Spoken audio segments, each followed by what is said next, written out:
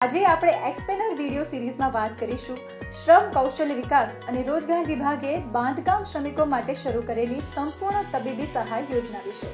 સૌથી પહેલા તો આપણે સંપૂર્ણ તબીબી સહાય યોજનાનો મુખ્ય હેતુ શું છે તે અંગે વાત કરીએ તો બાંધકામ શ્રમિક તંદુરસ્ત જીવન જીવે તે માટે સંપૂર્ણ શારીરિક તપાસ કરાવવાનો છે।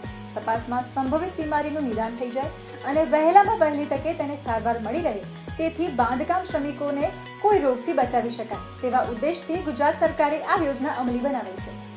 તો હવે થશે કે આ યોજનાનો લાભ કોણ મેળવી શકે છે?